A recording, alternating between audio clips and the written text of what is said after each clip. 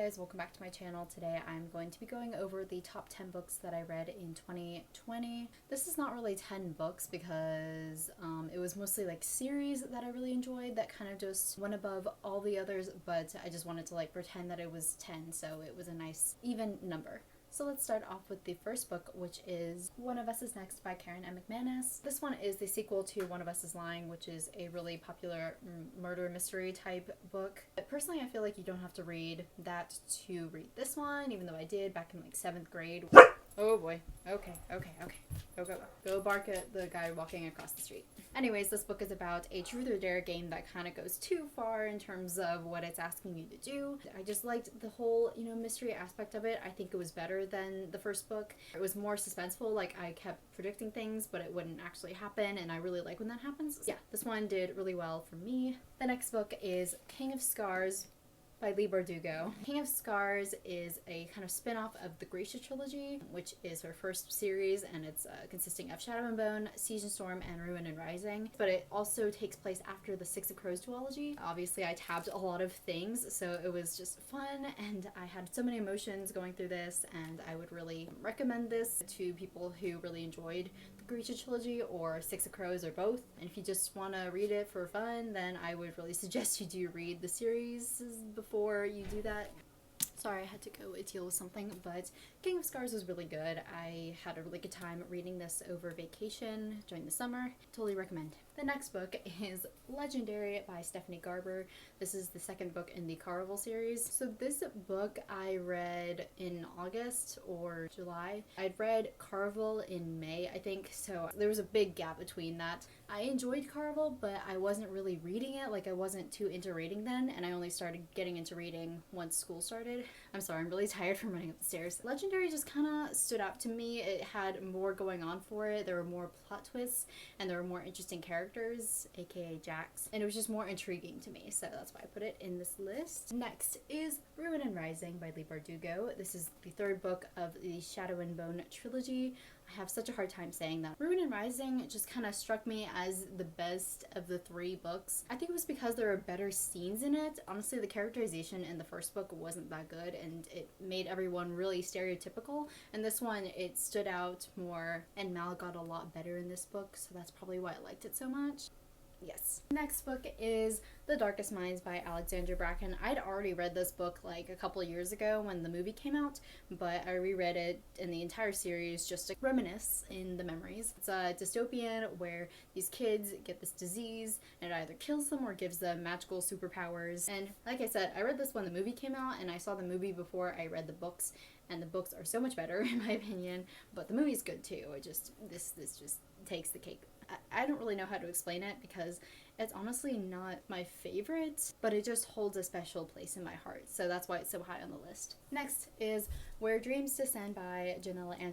Where Dreams Descend is about this performer girl magician who wants to enter this competition, but it's not really meant for female magicians because they don't exist usually, but she's special. She has her own thing going for her, and she's actually much better than everyone else in the competition. There's just a lot going on behind the scenes of this competition, and Janella just did such a good job with describing things and creating these really cool characters. I recommend it. I have a full review on this book. I'm gonna backtrack a little bit, but I also have a review on King of Scars that is full, and I will put it in the description box. We're getting down to the top 4, or the top 3, sort of.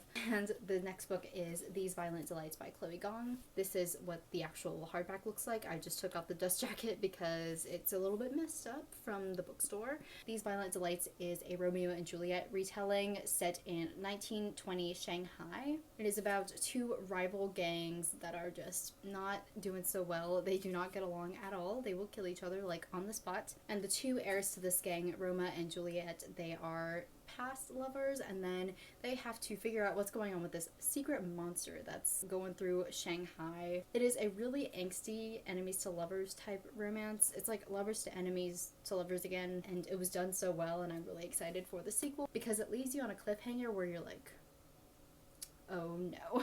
Like, I felt doomed, even though I don't live in 1920 Shanghai. I felt like I was going to die after that. I read this all in one night, almost, so that was fun, and it ruined my sleep schedule, but it was worth it. Next book, The Bridge by Bill Konigsberg. This one really just hit me in the gut. This one hurt me so much, but in like the best way and the worst way possible. Just to say, this book has a lot of trigger warnings like suicide, depression, anxiety, so I would really like look into the plot of this book before you go into it so that you're not taken aback by anything that happens. But it is about these two kids who wind up on the George Washington Bridge. Is that what it is? They end up on a bridge, it looks like that. And then it goes through 4 different timelines where the boy jumps, girl doesn't, girl jumps, boy doesn't, both of them jump, and then neither of them jump. And it gives you different perspectives on their deaths from the people that they know. I was not prepared for that roller coaster. So if you want a good cry, read this book. So the second book I don't have with me right now, so we don't have a second place, but it is this book. It's called Scythe. It's by Neal Shusterman, and it took me to another like universe. This is a dystopian about, what is it about? Shoot. It's basically a dystopia where you can't die permanently. You are immortal until this Scythe person comes along and kills you, and that's their job. And then Scythe takes you on a journey of 2 teenagers who are taken under a Scythe's wing to become Scythe apprentices, then Scythes, but they have to fight each other to get that apprenticeship. And there are so many like themes about the government and immortality that I thought were really interesting to discuss after reading it. There were a lot of plot twists. I was very taken aback. And then I read the entire trilogy after that. It was amazing. I loved every single second of it. I really recommend it to anyone who likes dystopia, or just anyone who likes reading, really. Just read Scythe if you haven't read it already. This is no surprise at all. It's the Six of Crows duology by Leigh Bardugo. I have full reviews on both Six of Crows and Crooked Kingdom, so if you want to if you want to watch those, then I will have them linked in the description box. And I don't want to spend too much time talking about them because I've talked about them so many times, it's not really good.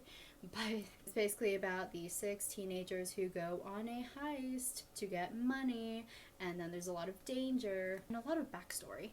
But oh my god. But the characters are really great in this. If you want to get attached to characters, this is your stop. Crooked Kingdom made me sob. Six of Crows made me excited for the Shadow and Bone series that's coming out on Netflix. So I don't really have much to say about these because I've already said enough. I mean, I can't stop talking about this book series. It's just given me so much life. I don't know where I'd be if I hadn't read these. Probably not in a good place. But yes, those are the books that I really enjoyed this year.